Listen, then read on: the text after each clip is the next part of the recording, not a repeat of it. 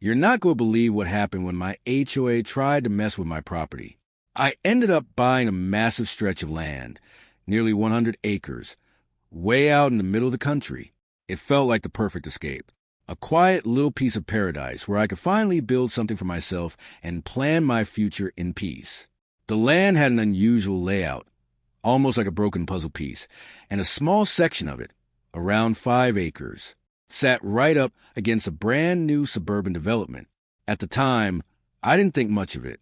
I hired a professional surveyor, got the deed finalized, and everything checked out legally.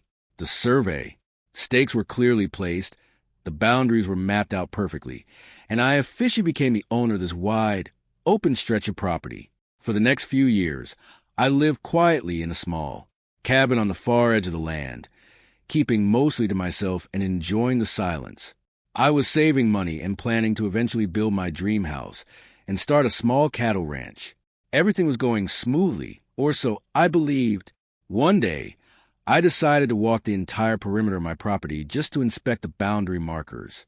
As I got closer to that 5-acre corner near the new subdivision, I started hearing odd sounds. Splashing water, children laughing, loud music. I remember thinking, what on earth is going on here?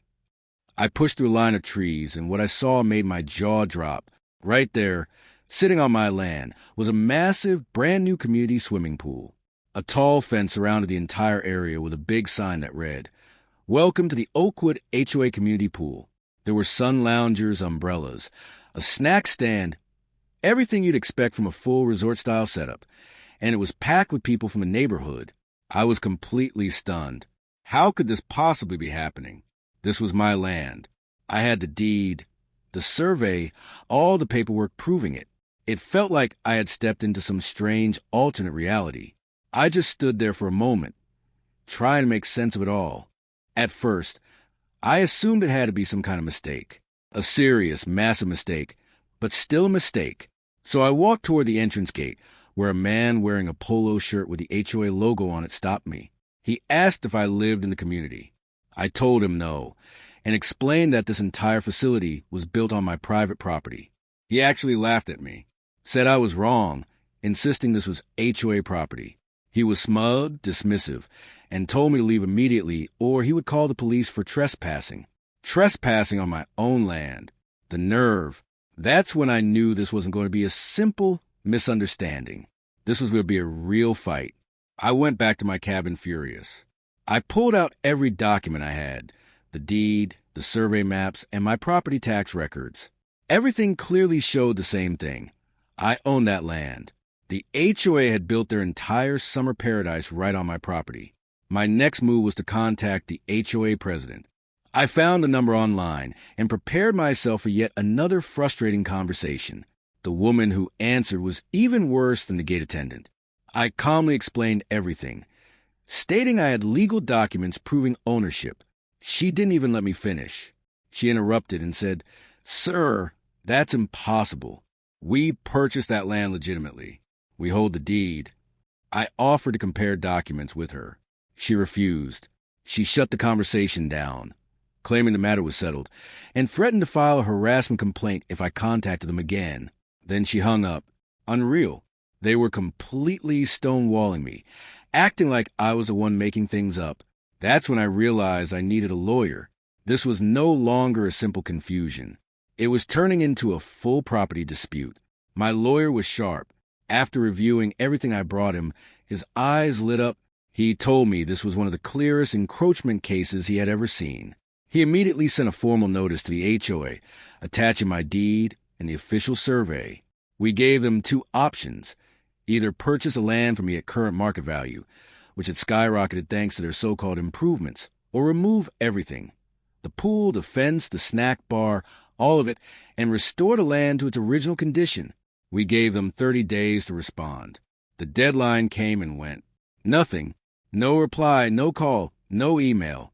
They were completely ignoring us, hoping I would just disappear. They picked the wrong person to ignore. My lawyer said, "All right, if they want to play hardball, we'll play harder." So we filed a lawsuit. The case dragged on for almost a year. It was exhausting and expensive, But I refused to back down. Eventually, we ended up in court, and it was almost unbelievable. The HOA's attorney presented their argument, which honestly sounded like pure imagination. They claimed they had a survey proving ownership, but when our lawyer demanded to see it, they couldn't produce anything. It turned out they had never even commissioned a survey at all. They had simply assumed the land was part of the development. The judge was clearly not impressed. He reviewed my official registered survey, checked my deed, and compared it against the HOA's complete lack of evidence. The verdict came quickly. The court ruled entirely in my favor and confirmed that I was the rightful owner of the property. The judge issued a direct order to the HOA. They had 90 days to remove the pool and all associated structures and restore the land to its original condition. I felt a huge wave of relief. Justice had finally been served. But as the 90-day deadline approached, the HOA did absolutely nothing. The pool was still there, still full of water, and the fence was still standing. It was as if the court order didn't exist. They were in contempt of court. My lawyer was furious. He told me, "They're calling our bluff. They think we won't act." He explained that since the court had confirmed it was my property, I had full legal control over it. That's when the idea hit me. A brilliant, slightly ruthless plan. I had already been planning to start a cattle ranch and had been looking into buying cows anyway. And what do cows need? A very large place to drink water. The next morning, I made a few phone calls. First, I contacted a company that rents industrial-grade water pumps and ordered the biggest one they had. Then I bought 10 head of cattle from a local farmer and arranged delivery for the next day. He sounded surprised by the urgency, but business is business. That evening, I picked up a heavy-duty pair of bolt cutters. Everything was ready. The next morning, I drove my truck to the pool. The pump arrived on time. I cut the lock on the gate and walked in. It was early, so no one was around.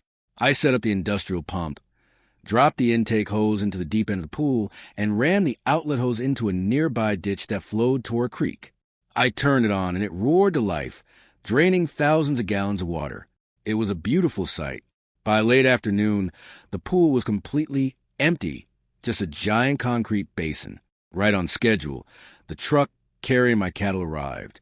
The driver looked at the empty pool, then at me, clearly confused. I just smiled and told him to let them out. The cattle stepped out cautiously, then wandered down into the empty pool, exploring it like it belonged to them. It was perfect. I then called a water delivery truck, the kind used to fill swimming pools, and had them fill only the deep end with about 3 feet of fresh water. The irony was perfect. The cattle immediately started splashing and drinking. My HOA-funded, court-approved cattle trough was officially in business. News spread fast. Neighbors showed up in disbelief, watching my cattle in what used to be their community pool. Then the HOA president arrived, the same woman from before, furious. She shouted, "What have you done?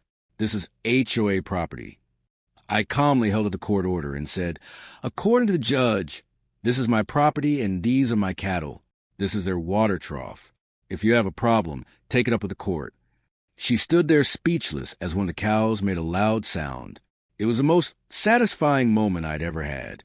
The HOA finally backed down. A few days later, their lawyers contacted mine, begging to settle. They offered to buy the land at a premium price and cover all legal fees. It was a very generous offer. I thought it over, looked at my cattle enjoying their pool, and agreed. They paid up. I made a solid profit. And the first thing I did was buy a much larger piece of land far away from any HOA, and finally build my real cattle ranch.